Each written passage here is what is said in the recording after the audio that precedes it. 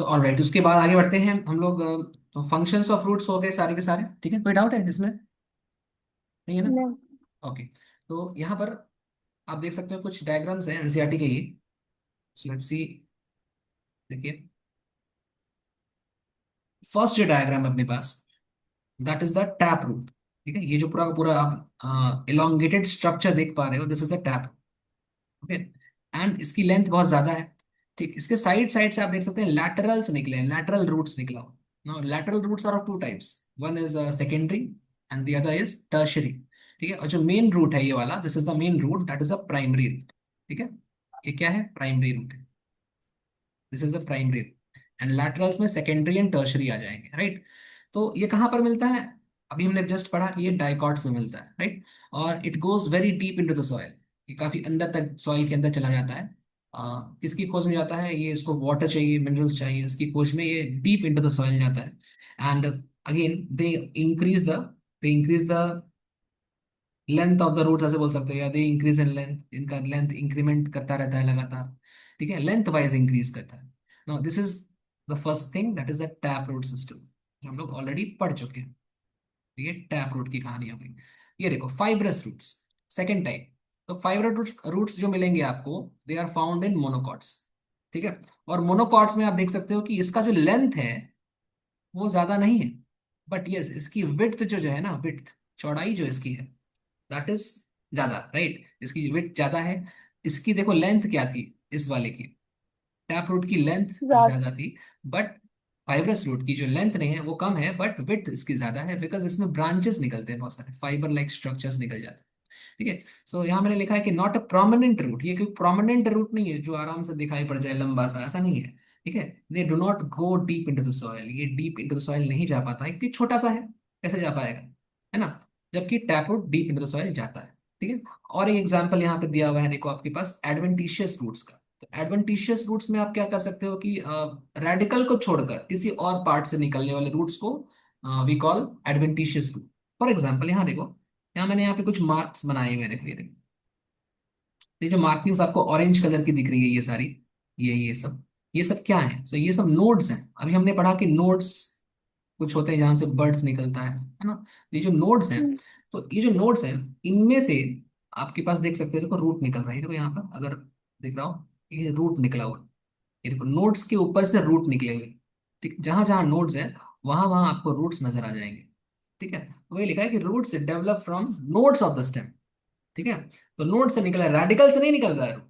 अगर root radical से निकलता, देन आप उसको क्या बोलते?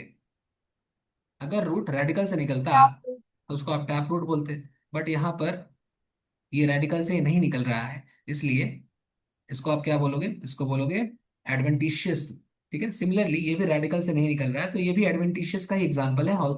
हाउएवर इसको अभी हम फाइब्रस रूट कह रहे हैं बिकॉज ये स्टेम के बेस से निकलता है, तो they are basically type of adventitious root only. But NCERT में अपने सिलेबस में ऐसे ही लिखा हुआ, तो हमको भी ऐसे ही पढ़ना पड़ेगा। ठीक है, चलिए आगे देखा जाए। नेक्स्ट देखिए, तो जो हमने जस्ट अभी पढ़ा है उसी को समराइज करके अपने पास एक डिफरेंस का कॉलम बना हुआ है, जैसे टैप रूट और एडवेंटिशियस रूट्स के बारे में। लेट्स सी टैप रूट के बारे में क्या लिखा। The first difference is the tap roots originate from the radicle. Tap root तो रेडिकल से निकलता है, जबकि एडवेंटिशियस रूट कहाँ से अराइज करता है? तो adventitious roots arise from the stems और leaves, but not from the radicle. ये रेडिकल से नहीं निकलता, स्टेम से निकलता है, लीव से निकलता है। ठीक है, रेडिकल को छोड़कर किसी पार्ट से भी निकल सकता है, ऐसे ही बोल सकते हैं।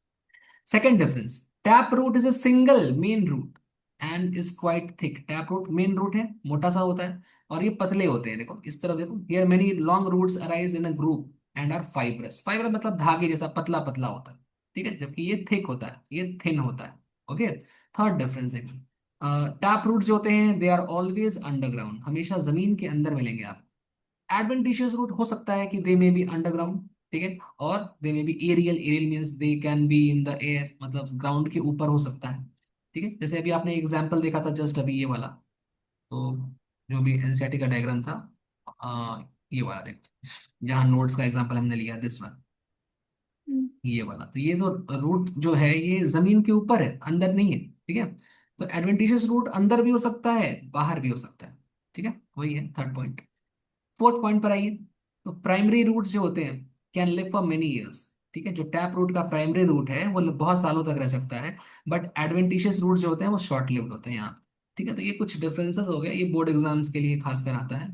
ठीक है, तो इसको नोट कर लेना। चलो आगे बढ़ते हैं। नेक्स्ट देखिए।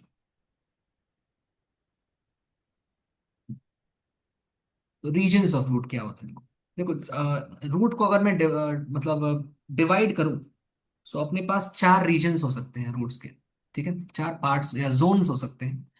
तो फर्स्ट जो जोन है, यहाँ देखो, फर्स्ट नंबर वन, रूट क्या। ठीक है, फर्स्ट वाले जोन को आप बोलोगे रूट क्या। ठीक है, रूट क्या। ऐसे सेकंड नंबर का नाम है रीजन ऑफ मेरिस्टेमेटिक एक्टिविटी। तो रीजन ऑफ मेरिस्टेमेटिक एक्टिविटी या मेरिस्टेमेटिक जोन बोल सकते हो उसको। ठीक है, मेरिस्टेमेटिक जोन। एंड थर्ड है इलोंगेशन जोन। ये रहा इलोंगेशन जोन। और सबसे एंड में है रीजन ऑफ मैचुरेशन, मतलब नीचे से ऊपर की तरफ। ठीक है, तो अगर ये रूट को आप देख रहे हो सिर्फ, ठीक, तो सबसे नीचे का जो पार्ट है दैट इज कॉल्ड रूट क्या। ठीक है, फिर है रीजन ऑफ मेरिस्टेमेटिक एक्टिविटी, फिर region of elongation and then region of maturation. ठीक है, रीजन ऑफ मैचुरेशन में ही we have some special structures called root है। सो एक एक करके सबको पढ़ना है कि what is root cap, then what is region of mathematic activity. ठीक है, तो स्टार्ट करते हैं रूट कैप के साथ। देखो रूट कैप क्या है। तो root cap is a thimble like structure. Thimble like structure क्या होता है? देखो, थिम्बल लाइक स्ट्रक्चर एक्चुअली में यहाँ पर ऐसा ऐसा स्ट्रक्चर होता था। जो जब सिलाई का काम होता है जहाँ फैक्ट्रीज में ना, तो जो लोग सिलाई करते हैं वो अपने अंगूठे के ऊपर, अपने थंब के ऊपर एक ऐसा प्रोटेक्टिव स्टील का प्रोटेक्टिव कवरिंग पहन लेते हैं ताकि उनकी थंब को कोई इंजरी ना हो जाए। स्विंग मशीन जो होती है, उसका जो सुई होता है, जो उसके कांटे होते हैं, मतलब जिससे सिलाई होती है, वो कभी कभी उंगली में धंस जाता है, थंब में धंस जाता है। ठीक है, चोट लग सकती है उससे। तो इंडस्ट्रियल जो जो लोग होते हैं वो लोग क्या करते हैं, अपने प्रोटेक्शन के लिए इस प्रकार का एक स्ट्रक्चर अपने उंगलियों पर या थंब के ऊपर पहन लेते हैं, लगा लेते हैं। ठीक है, इसको थिम्बल कहा जाता है। तो थिम्बल जो होता है ये प्रोटेक्शन देता है। Thimble is use to protect the thumb during swing. तो स्विंग में हेल्प करता है। ठीक है, तो ऐसा ही थिम्बल लाइक स्ट्रक्चर यहाँ पर प्लांट के रूट्स में भी पाया जाता है। तो साइंटिस्ट लोगों ने पहली बार देखा कि अच्छा यहाँ भी एक थिम्बल लाइक स्ट्रक्चर है।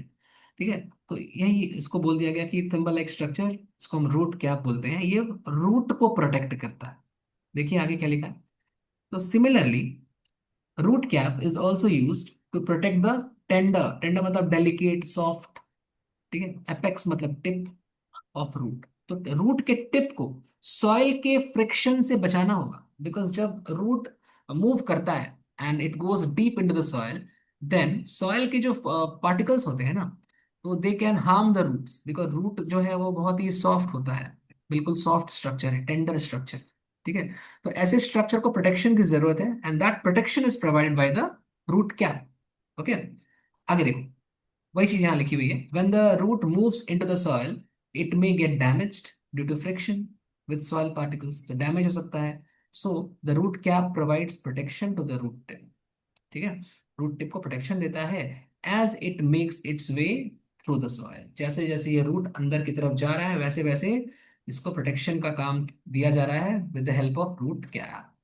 ठीक है, तो ये हो गया रूट कैप के बारे में। अच्छा, रूट कैप के बारे में कुछ एक्स्ट्रा चीजें भी हैं, लाइक क्या दिया है देखो, नोट करके लिखा हुआ है कि root cap is made of thin walled dead cells. ठीक है, थिन वॉल होता है, पतला सा उसकी दीवार होती है। ठीक है, डेड सेल्स होता है, इसमें लिविंग सेल्स नहीं होते, याद रखना। In many plants where the root does not move into the soil, root cap are absent. अब सोचो कि कुछ प्लांट्स ऐसे हैं जो पानी के अंदर ग्रो करते हैं, तो हाइड्रोफाइट्स बोलते हैं उनको। जैसे यहाँ नेक्स्ट एग्जांपल लिखा हुआ है हाइड्रोफाइट्स। ना hydrophytes do not require root caps, because hydrophytes को सॉइल में कोई फ्रिक्शन फील ही नहीं हो रहा, सॉइल में है ही नहीं, वो तो पानी में है। तो ऐसे प्लांट जो सॉइल के अंदर नहीं जा पा रहे, उनको फ्रिक्शन भी नहीं होगा, और फ्रिक्शन नहीं होगा तो उनको रूट कैप का जरूरत भी नहीं है, एंड दैट्स वाई उनके पास कोई रूट कैप नहीं होता। तो ऐसे कौन से प्लांट हैं that do not have root cap? So there are some examples यहाँ आप देख सकते हो। The first example is hydrophytes, जिसको aquatic plant बोलते हैं। ऐसे there are some epiphytes। Now epiphytes क्या होते हैं? ऐसे plants जो दूसरे के प्लांट के ऊपर ग्रो करते हैं। ठीक, ऐसा प्लांट जो दूसरे किसी प्लांट के सरफेस पर ग्रो करे, that plant is called epiphyte. ठीक है, सिमिलरली पैरासाइट्स भी होते हैं कुछ, तो ये ग्रो भी करते हैं दूसरे के ऊपर और न्यूट्रिशन भी खींचते हैं। जैसे ये प्लांट क्या करेंगे ना, ये दूसरे प्लांट पर ग्रो करेंगे और होस्ट प्लांट का न्यूट्रिशन भी निकाल लेंगे, ठीक है, उसका खाना भी खा जाएंगे। तो इसको बोलते हैं पैरासाइट। एक और होता है माइकोराइजा। देखो माइकोराइजा में क्या होता है ना कि आई थिंक माइक्रोराइजा के बारे में पढ़े होंगे, अगर नहीं पढ़े तो मैं बता रहा हूँ। माइक्रोराइजा में दो अलग अलग ऑर्गेनिजम्स का एसोसिएशन होता है, ठीक है। तो एक ऑर्गेनिज्म होता है जो फंगस होता है, और एक होता है हाइयर प्लांट, ठीक है। तो हाइयर प्लांट्स के रूट में फंगस जाकर रहना स्टार्ट कर देता है। जैसे तुमने वो पढ़ा होगा, राइजोबियम और पी प्लांट का एक सिम्बायोटिक एसोसिएशन होता है, ठीक है। सिम्बायोटिक मींस दोनों का फायदा हो रहा है, ठीक है। वैसे यहां भी माइकोराइजा में भी एक सिम्बायोटिक एसोसिएशन है, दो लोगों के बीच है। तो किसके किसके बीच है? तो एक उसमें से है आपका हाइयर प्लांट एंड दूसरा है उसमें फंगस, ठीक है। तो फंगस और हाइयर प्लांट के बीच का एक रिलेशन है, दैट इज कॉल्ड माइकोराइजा। क्योंकि इसके वर्ड में देखो माइको वर्ड है। माइको वर्ड कहाँ से आया है? माइको वर्ड आया है फंजाई से या फंगस से, और राइजा का मतलब होता है रूट्स, ठीक है। तो रूट्स ऑफ हायर प्लांट्स के अंदर कुछ फंगस प्रेजेंट रहते हैं वहां पर, निवास करते हैं, उनका लोग रहने का जगह है, वो शेल्टर है, ठीक है। अब ये फंगस क्या करता है ना, ये फंगस अपना डेवलपमेंट करता रहता है और फिलामेंट शेप ले लेता है, ठीक है। ये इस चैप्टर में नहीं है, बस आपकी जानकारी के लिए मैं बता रहा हूँ। तो ये फिलामेंट शेप ले लेता है, मतलब फिलामेंट मतलब धागे जैसा, रूट जैसा हो जाता है।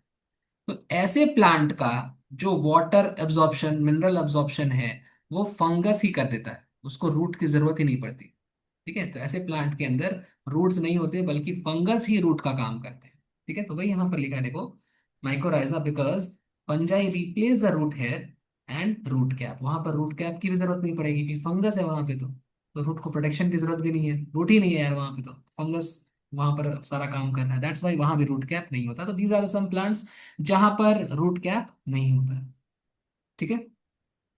एक बार देख लो, कोई डाउट किसी को, मतलब आपको डाउट है कुछ, देख लो है तो बताओ। नहीं। नहीं? ओके। मेरा क्या वीडियो दिख रहा है, मतलब मेरा फेस विजिबल है या नहीं है, मुझे हाँ। है, ओके। ठीक ठीक। चलो आगे बढ़ते हैं। चलो, उसके बाद जो सेकंड रीजन है, एक बार वापस से एक बार डायग्राम की तरफ नजर डाली जाए। सो अगर आप डायग्राम आपके दिमाग में हो फिर भी एक बार देख लो, ये देखो। तो ये जो फर्स्ट रीजन था that is called the root cap, right. जो सेकंड रीजन है that is called region of meristematic activity. मैं इस रीजन की बात कर रहा हूँ, मतलब रूट कैप कैप के जस्ट प्रॉक्सिमिटी में, जस्ट पास में जो पार्ट है, ये वाला जो पूरा पार्ट है, ये वाला पूरा, this complete part is called region of meristematic activity. ये जो आसपास का पार्ट है, ठीक है। इसमें क्या होता है, मेरिस्टेमेटिक टिश्यूज होते हैं, ठीक है।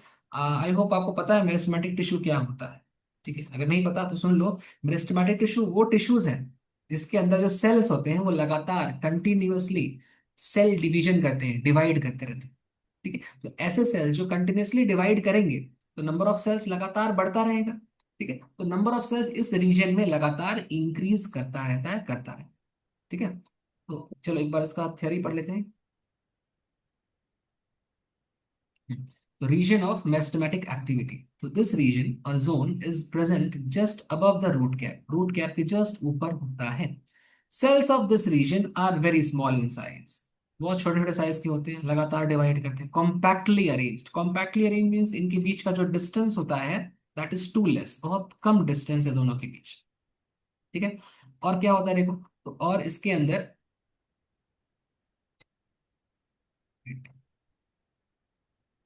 कॉम्पैक्टली अरेंज्ड थिन वॉल्ड, इनकी जो दीवारें होती हैं वो थिन होती हैं। वाई थिन होती हैं? बिकॉज इनको ना डिवाइड करना है। तो अगर दीवारें मोटी हो जाएंगी तो डिवीजन नहीं हो पाएगा। तो याद रखना एक कंसेप्चुअल चीज है कि जब भी कहीं पर रेट ऑफ सेल डिवीजन बहुत हाई है इन दोज टिश्यूज, जो सेल वॉल होगी या सेल मेम्ब्रेन होंगी ना, वो पतली पतली होती है। जैसे अगर कैंसर का भी ग्रोथ होता है, मान लो कहीं पर, मान लो हमारी बॉडी में, किसी की बॉडी में भी कैंसर होता है, तो कैंसर के जो सेल्स होते हैं उनका भी जो वॉल होता है ना वो पतला पतला होता है, बिकॉज कैंसर के सेल भी लगातार डिवाइड करते रहते हैं, ठीक है। फिलहाल अभी हम लोग को प्लांट पर कंसंट्रेट करना है। तो प्लांट के केस में आप याद रखो कि ये कैसे होते हैं, थिन वॉल्ड होते हैं, पतली दीवारों वाले होते हैं, कॉम्पैक्टली अरेंज होते हैं, छोटे साइज के, ठीक है। और क्या होता है, आइसो डायमेट्रिक, इनका डायमीटर सेम होता है, आइसो मीन सेम, ठीक है। इनका जो साइज है वो सेम टाइप का होता है, सारे के सारे सेम सेम साइज के सेल्स यहाँ पर पाए जाते हैं। ठीक है। हैविंग डेंस प्रोटोप्लाज्म, प्रोटोप्लाज्म मतलब जहां पर बॉडी की सारी एक्टिविटीज कंट्रोल्ड हो रही है एक तरह से। ठीक है। तो यहाँ पर अब अगर आप पढ़ोगे सेल वाला चैप्टर तो वहां पर आप पढ़ोगे कि protoplasm is the main arena of metabolic activities, मतलब जितने भी मेटाबॉलिक एक्टिविटीज सेल के अंदर होती हैं, जो भी रिएक्शन बॉडी के अंदर सेल के अंदर हो रहा है वो प्रोटोप्लाज्म के अंदर होता है। ठीक है। तो अब यहाँ पर जब कहीं भी डेंस प्रोटोप्लाज्म लिखा रहे, इसका मतलब समझ के रखो कि अगर किसी सेल के पास डेंस प्रोटोप्लाज्म है, इट मींस कि उसके अंदर बहुत सारा एक्टिविटी हो रहा है एंड वो लगातार डिवाइड करने के प्रोसेस में है, लगातार वो डिवाइड कर रहा है और डिवाइड करने के लिए उसको बहुत सारा न्यूट्रिशन चाहिए। न्यूट्रिशन कौन प्रोवाइड कर रहा है यहाँ पर? Dense protoplasm. ठीक है। तो किसी भी सेल का अगर प्रोटोप्लाज्म डेंस है मतलब वहां पर सेल डिवीजन की एक्टिविटी चल रही है। ठीक है। एंड उसका न्यूक्लियस कैसा होता है? लार्ज साइज का। ठीक है। ये सब कुछ कैरेक्टरिस्टिक्स होते हैं जहां सेल डिवीजन ज्यादा होता है। ठीक है। स्मॉल साइज क्या क्या हुआ? Small size compactly arranged cells हो गए, आइसोडायमेट्रिक हो गए, पतली पतली दीवारें हो गई, डेंस प्रोटोप्लाज्म हो गया। ठीक है। और लार्ज साइज का न्यूक्लियस हो गया। ये सारी चीजें हो गई। चलिए, ये सब रिक्वायर्ड फॉर सेल डिवीजन, वही लिखा हुआ रिक्वायर्ड फॉर सेल डिवीजन। ठीक है। ये पॉइंट कंप्लीट। कोई दिक्कत किसी को? कोई डाउट है कोई? देखो, नहीं ना? ओके।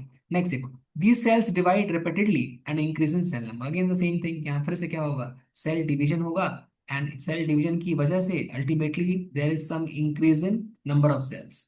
ठीक है। तो this is the end of meristematic activity वाला पार्ट। चलो उसके ऊपर कौन सा पार्ट है बताओ? तो फिर से डायग्राम देखो। तो उसके ऊपर जो पार्ट है वो है इलोंगेशन का पार्ट। ये देखो। तो इलोंगेशन का पार्ट यहाँ से लेकर, मतलब इसके जस्ट ऊपर यहाँ से लेकर ये पूरा पार्ट इलोंगेशन वाला पार्ट, मतलब यहाँ पे लेंथ इंक्रीज कर रहा है रूट का। इसके जो सेल्स होंगे ना वो बड़े बड़े साइज के होंगे, इनका सेल का साइज बड़ा हो जाएगा। अच्छा, यहाँ के सेल्स कैसे थे? छोटे छोटे सेल्स। यहाँ के सेल्स छोटे छोटे, जबकि यहाँ के सेल्स बड़े बड़े सेल्स। समझे? तो लेट्स सी थ्योरी में क्या लिखा है। तो region of elongation, so this region or zone is present just above the region of meristematic activity, just उसके ऊपर पाया जाता है। the cells of this region undergo rapid elongation, देखो बहुत तेजी से यहाँ पर elongation होता है, enlargement होती है, साइज इंक्रीज करता है, causing elongation और increase in the length of roots, as a result length of roots भी ultimately increase करता है। ठीक है, सिंपल सा बात है। अच्छा, इसके भी ऊपर चलोगे जब, तो आपको मिलेगा रीजन ऑफ मैच्योरेशन या मैच्योरेशन जोन। ठीक है। वही लिखा है कि this region is present just above, just इसके ऊपर, इलोंगेशन के जस्ट ऊपर ये पाया जाता है। ठीक है। और यहाँ देखो, यहाँ पे कुछ स्पेशल सेल्स होते हैं, इन स्पेशल सेल्स को आप बोलते हो एपिडर्मल सेल्स। ठीक है ना? What are epidermal cells? जो बाहर के सेल्स होते हैं। फॉर एग्जांपल मान लो अगर ये बॉटल है, तो बॉटल का जो सबसे बाहर का पार्ट है, बॉटल का सबसे बाहर का जो पार्ट है वो मान लो आउटर मोस्ट पार्ट जो हो गया वही हो गया एपिडर्मल सेल। ठीक है। एपिडर्मिस जो बाहर का पार्ट, एपी मीन्स ऊपर, डर्मा मतलब लेयर, तो ऊपर का या बाहर का जो लेयर है दैट इज कॉल्ड एपिडर्मिस। ठीक है। उसी एपिडर्मिस के सेल को आप क्या बोलोगे? Epidermal cell. ठीक है। तो इस रीजन के जो एपिडर्मल सेल्स होते हैं वो डिफरेंशिएट हो जाते हैं, मैच्योर हो जाते हैं। ठीक है। और मैच्योर होके क्या बनाते हैं?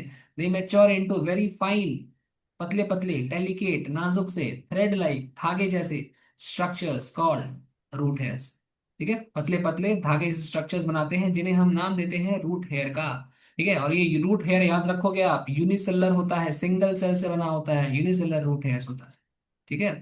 तो ये जो रूट हेयर्स है, अगर डायग्राम में एक बार देख लो ताकि क्लियर हो जाए। एक मिनट, ये देखो। तो यहाँ पे आप देखो रीजन ऑफ मैच्योरेशन में ये जो यहाँ पर स्ट्रक्चर आपको दिख रहा है, ये वाला ये एपिडर्मल सेल्स का मॉडिफिकेशन है। तो ये सारा का सारा मैच्योरेशन का जोन है जहां पर एपिडर्मल सेल मैच्योर होकर कुछ स्पेशल स्ट्रक्चर बनाए हैं एंड दो स्ट्रक्चर्स आर कॉल्ड रूट है, जिनका फंक्शन है कि आसपास जो भी वाटर है, मिनरल्स है, इनको एब्जॉर्ब करके रूट के अंदर ट्रांसफर करना। ये क्या करता है? एब्जॉर्प्शन में हेल्प करता है। ठीक है। तो वही सब है। आइए वापस चलते हैं।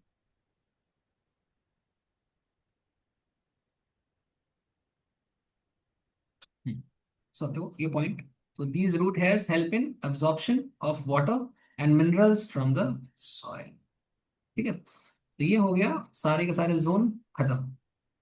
ठीक है? यहाँ पे होता है थ्योरेटिकल पार्ट अपना खत्म। एक बार मैं जस्ट फटाफट एनसीईआरटी की रीडिंग कर देता हूँ, अगर कोई डाउट है अभी तक तो बताओ, नहीं है ना डाउट? ठीक है, ओके, चलो एक बार एनसीईआरटी की रीडिंग करते हैं। जब मैं खत्म कर लूंगा रीडिंग, क्लास ओवर हो जाएगा, उसके बाद नेक्स्ट क्लास के पहले एटलीस्ट एक या दो बार जो भी मैंने पढ़ाया है मैं नोट्स भेज दूंगा, उसको नोट डाउन कर लेना, ठीक है? एंड एनसीईआरटी की रीडिंग प्रॉपरली कर लेना। अगर डाउट होता है तो तुम पूछ सकते हो, मेरा नंबर ग्रुप में है, ग्रुप में भी पूछ सकते हो या पर्सनली पूछ सकते हो, जैसा तुमको जो भी तुमको ईजी लगे, ठीक है? पहले पढ़ना होगा लेकिन उसके बाद डाउट पूछना। चलो स्टार्ट करते हैं। देखो, तो फर्स्ट पेज है एनसीईआरटी का मॉर्फोलॉजी का। तो the wide range in the structure of higher plants will never fail to fascinate us. मतलब हम जितने भी डिफरेंट टाइप के रेंज देखते हैं, डिफरेंट टाइप के स्ट्रक्चर्स देखते हैं हायर प्लांट्स में, वो हमें आश्चर्यचकित करता है या फैसिनेट करता है, मतलब अपनी तरफ लुभाता है, ऐसे ही बोल सकते हैं। ठीक है, डिफरेंट टाइप्स के यहाँ पर स्ट्रक्चर्स होते हैं। ठीक है, तो नेक्स्ट देखो, even though the angiosperms show such a large diversity in external structure morphology, there are characterist they are sorry they are all characterized by presence of. मतलब जितना भी डाइवर्सिटी आप फ्लावरिंग प्लांट में देख लो, ठीक है?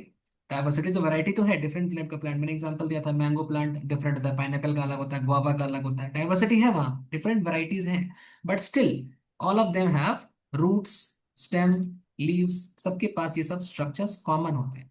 ठीक है, अच्छा, अब ये चैप्टर 2 और 3 की बात कर रहा है, बायोलॉजिकल क्लासिफिकेशन और प्लांट किंगडम की बेसिकली बात कर रहा है। तो वहां पर बोल रहा है कि वहां पर हमने पढ़ा है क्लासिफिकेशन ऑफ प्लांट्स, आपने पढ़ा है, शायद पढ़ा होगा, तो नहीं पढ़ा तो ये पढ़ा दिया जाएगा। तो classification of plants based on morphological and other characteristic, वहां पर क्लासिफिकेशन किया गया है प्लांट्स का। ठीक है, तो प्लांट्स को क्लासिफाई किया गया 5 पार्ट्स में, algae, bryophyta, pteridophyta, gymnosperms, angiosperms, उसी की बात कर रहा है। ठीक है, फिर कह रहा है for any successful attempt in class at classification, अगर हमें क्लासिफिकेशन करना है प्लांट्स को, ठीक है, and understanding any higher plant, अगर हम प्लांट के बारे में समझना चाहते हैं, अंडरस्टैंड करना चाहते हैं, समझना चाहते हैं, तो हमें कुछ टेक्निकल टर्म या स्टैंडर्ड टर्म्स के बारे में, स्टैंडर्ड डेफिनेशंस के बारे में भी जानना पड़ेगा। ठीक है, अच्छा, we also need to know about the possible variations in different plants, हमको प्लांट्स के अंदर जो डिफरेंट वेराइटीज होती है, वेरिएशंस होते हैं, डिफरेंसेस होते हैं, उनको भी स्टडी करना पड़ेगा। और इन्हीं डिफरेंसेस की वजह से हमने पढ़ा, आज ही पढ़ा, कि एडाप्टेशन होता है। ठीक है, और एडाप्टेशंस डिपेंड करता है हैबिटेट के ऊपर। जैसे फॉर प्रोटेक्शन, अभी आपने एग्जांपल देखा था कि प्रोटेक्शन के लिए क्या होता है, प्रोटेक्शन के लिए स्पाइंस पाए जाते हैं ना, फाइन। हाँ, कैक्टस के अंदर। क्लाइंबिंग के लिए देखा था हमने कि पी प्लांट में ठीक है। टेंड्रिल्स होते हैं। यस, एंड स्टोरेज जो होता है रूट्स में होता है, कैरेट।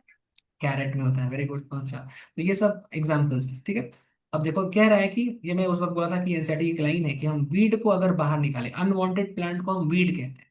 ठीक है, if you pull out any weed you will see that all of them have roots, सभी वीड्स के पास रूट होता है, स्टेम होता है, लीव्स होते हैं।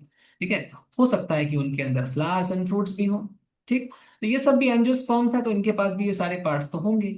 ठीक है, फिर कह रहा है कि जो अंडरग्राउंड पार्ट होता है फ्लावरिंग प्लांट का, उसको आप कहोगे root system, while the portion above the ground, जो ऊपर है ग्राउंड के, उसको बोलते हैं शूट सिस्टम। इसका डायग्राम भी आपने देखा था कि रूट सिस्टम में क्या क्या है, शूट सिस्टम में क्या क्या है। ठीक है, नेक्स्ट देखो, नेक्स्ट देखो रूट के बारे में क्या लिखा है एनसीईआरटी ने। तो लिखा है कि the root in majority of dicot plants, the direct elongation, देखो डाइकॉट प्लांट के अंदर बात हो रही है, डाइकॉट में जो रेडिकल है, ठीक, direct elongation of radicle leads to formation of primary root. ठीक है, प्राइमरी रूट ग्रो करता है सॉइल के अंदर, डीप इनसाइड द सॉइल, और आगे चलकर ये लैटरल रूट्स में डिवाइड हो जाएगा। ठीक है, of several order, several order मतलब क्या, पहली बार डिवाइड करेगा सेकेंडरी, फिर डिवाइड करेगा टर्शरी। ठीक है, वही लिखा है कि लैटरल रूट डिवाइड करता है एंड फॉर्म करता है secondary, tertiary roots etcetera. Okay, now the primary root, secondary root and tertiary root, मतलब पूरा ब्रांचेस की बात सबको मिलाकर बोल रहा है, मतलब secondary as well as tertiary सबको मिला लोगे अगर, तो ultimately constitute the tap root system. इससे क्या बनेगा आपके पास, टैप रूट सिस्टम। ये टैप रूट सिस्टम, एग्जाम्पल क्या था, सरसों, मस्टर्ड प्लांट। ठीक है, ये तो हो गया डाइकॉट का कहानी। ठीक है, लेट्स मूव अहेड, अब बात करते हैं मोनोकॉट के बारे में।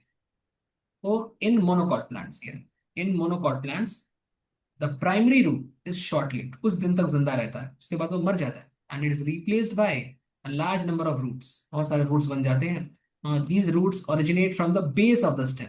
ठीक है, स्टेम के बेस से निकलते हैं, और इनको अपने नाम दिया था फाइब्रस रूट सिस्टम, जैसे कि वीट प्लांट इसका एग्जाम्पल होगी। ठीक है, नीचे डायग्राम भी दिया हुआ है। अच्छा, कुछ और प्लांट्स हैं यहाँ पे देखो, बीजीएम का एग्जांपल लेते हैं, जैसे कि ग्रास हो गया, ठीक है, मॉन्स्टेरा हो गया, पैनियन ट्री हो गया। यहाँ पर जो रूट्स होते हैं वो रेडिकल को छोड़कर किसी और पार्ट से निकलते हैं। हालांकि बेनियन प्लांट में रेडिकल से भी निकलता है, बट यहाँ पर मैं उसकी बात कर रहा हूँ जो रेडिकल से नहीं निकल रहा।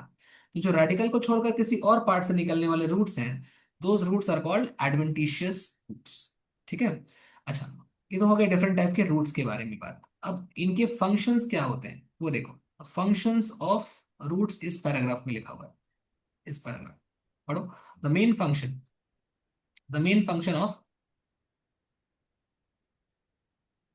एक minute, the main function of roots is absorption. ठीक है, क्या है? Absorption of water and minerals from the soil. ठीक है, एब्जॉर्प्शन ऑफ वाटर करता है, मिनरल का एब्जॉर्प्शन करता है, साथ ही साथ और भी कुछ हमने पढ़ा था, देखो क्या था? Providing a proper anchorage. Anchorage. ठीक है, और उसके बाद स्टोर भी करता है फूड को। ठीक है, और साथ ही साथ कुछ हार्मोन्स यानी प्लांट ग्रोथ रेगुलेटर को प्रोड्यूस करता है। हार्मोन्स की बात करें, जैसे साइटोकाइनिन हमने एग्जांपल लिखा था वहां पर नोट्स में। ठीक है, तो ये हो गया रूट का बेसिक बेसिक सारा चीज। नेक्स्ट पेज पे आ जाओ। डायग्राम तो आप देख ही चुके ऑलरेडी, नोड क्या होता है, इंटर नोड क्या है, ये भी डायग्राम ने देख लिया था। लास्ट पार्ट है ये रीजन्स ऑफ रूट। जस्ट अभी हमने देखा कि रूट के अंदर जो एपेक्स है, व्हाट इज एपेक्स? एपेक्स मतलब टिप। तो टिप यहाँ पर है, रूट का टिप यहाँ है। तो रूट का जो टिप ये है, सॉरी ये रूट का टिप है। ठीक है, रूट के टिप को कवर करके रखा गया है एक थिम्बल लाइक स्ट्रक्चर से। ठीक है, thimble like structure called root cap. ठीक है, ना रूट का फंक्शन क्या है? Protects the tender soft apex of root as it makes its way through the soil. तो सॉइल के अंदर जब ये रूट ग्रो करेगा तो सॉइल के पार्टिकल्स इसको हार्म कर सकते हैं। हार्म को बचाने के लिए यहाँ पर ये रूट कैप पाया जाता है। ठीक है, a few millimetres above the root cap is the region of meristematic activity. इसके ठीक थोड़ा सा ऊपर यहाँ पर इस एरिया में क्या है? इसमें सेकेंड पार्ट है, इसका नाम है रीजन ऑफ मेरिस्टेमेटिक एक्टिविटी। ठीक है, the cells of this region are small. छोटे छोटे सेल्स यहाँ पर पाए जाते हैं। ठीक है, और कॉम्पैक्टली अरेंज्ड होते हैं, थिन वॉल्ड होते हैं। ठीक है, डेंस प्रोटोप्लाज्म होता है। ठीक है, ये लगातार डिवाइड करते हैं। तो हमने पढ़ा था कि ये सारे कैरेक्टर्स रिप्रेजेंट कर रहे हैं कि यहाँ पर बहुत सारा सेल डिवीजन हो रहा है, बार बार सेल डिवीजन हो रहा है। ठीक है, अब आगे बढ़ा जाए। द सेल्स प्रॉक्सिमल, इसके पास में, प्रॉक्सिमल मतलब नजदीक में, आसपास में। The cells proximal to this region undergo rapid elongation and enlargement. तो अब यहाँ पे जो पार्ट है, ये वाला पूरा पार्ट है, यहाँ के सेल्स और भी ग्रो करते हैं तेजी से और अपना लेंथ इंक्रीज करते हैं, एनलार्ज होते हैं। और इनसे क्या होता है? Responsible for growth of the root in length. Length of the root बढ़ता है। इसको क्या बोलोगे? Region of elongation. ठीक है, नेक्स्ट देखो। The cells of elongation zone gradually differentiate. यहाँ पे जो सेल्स होते हैं लगातार धीरे धीरे करके क्या करेंगे? डिफरेंशिएट करेंगे। डिफरेंशिएट करना मतलब मैच्योर होना। ठीक है, मैच्योर होते हैं और मैच्योर करके कुछ हेयर लाइक स्ट्रक्चर बनाएंगे, थ्रेड लाइक स्ट्रक्चर बनाएंगे। These hair like structures are called root hair. ठीक है, तो वही है रूट हेयर। यहाँ लिखा है region of maturation, and from this region some epidermal cells, यहाँ पे एपिडर्मल सेल्स होते हैं that form very fine delicate thread like structures called root hairs. Now these root hairs absorb water and minerals from the soil. इनका काम क्या है? Water mineral का absorption करना। ठीक है, तो यहाँ तक आज हमने पढ़ लिया है। नेक्स्ट डे हम लोग स्टार्ट करेंगे स्टेम के बारे में। ठीक है, यहाँ से कोई डाउट है कुछ भी? नहीं? नहीं। ठीक है, चलो ठीक है। तो तुम्हारा होमवर्क क्या रहेगा, या जो लोग भी बाद में रिकॉर्डिंग देख रहे हैं उनका होमवर्क क्या रहेगा कि पहले तो आप नोट्स को रीड कर लेना प्रॉपरली। रीड क्लास नोट्स, जो भी मैंने यहाँ पे अभी मैं शेयर कर दूंगा अभी। एंड देन उसको obviously right, read and right. ठीक है, लिखना भी है। और लिखने के बाद आपको एक बार एनसीईआरटी की प्रॉपर रीडिंग करनी है। एनसीईआरटी का रीडिंग बहुत जरूरी है। रीडिंग ऑफ एनसीईआरटी, जो भी टॉपिक मैंने पढ़ाया एटलीस्ट उसकी रीडिंग कर लो। एक बुक आती है, मैं रिफर कर देता हूँ, उसका नाम है MTG NCERT at NCERT at your finger tips. ठीक है, NCERT at your finger tips. तो ये जो बुक है ना, NCERT at your finger tips, इसमें 11th एंड 12th दोनों के MCQs हैं, काफी अच्छी बुक है। तो इसको लो, ये मतलब एनसीईआरटी बेसिस पर, मतलब हर टॉपिक वाइज यहाँ पर क्वेश्चंस बाइफरकेट किए हुए हैं, सेग्रीगेट किए हुए हैं, वहां से सॉल्व करोगे तो सही रहेगा। तो एक टॉपिक पढ़ो, नोट्स पढ़ो, देन एनसीईआरटी पढ़ो, देन उस टॉपिक का क्वेश्चन लगाओ। मॉड्यूल भी तुम्हारे पास होगा, मॉड्यूल भी एक बार प्रॉपरली रीड कर लेना। मॉड्यूल में एनसीईआरटी के ही आधार पे बनाया गया है। तो पहले लेकिन क्लास नोट्स पढ़ लेना, उसके बाद कुछ बुक्स को पढ़ना। पहले नोट्स पढ़ना जो मैं शेयर करूँगा, ठीक है, वही आइडियल तरीका होता है पढ़ने का। ठीक है। एंड उसके अलावा अगर कोई डाउट आता है तो व्हाट्सएप कर सकते हो। ठीक है।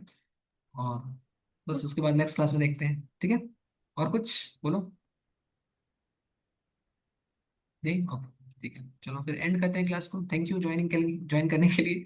Bye bye, good night. Good.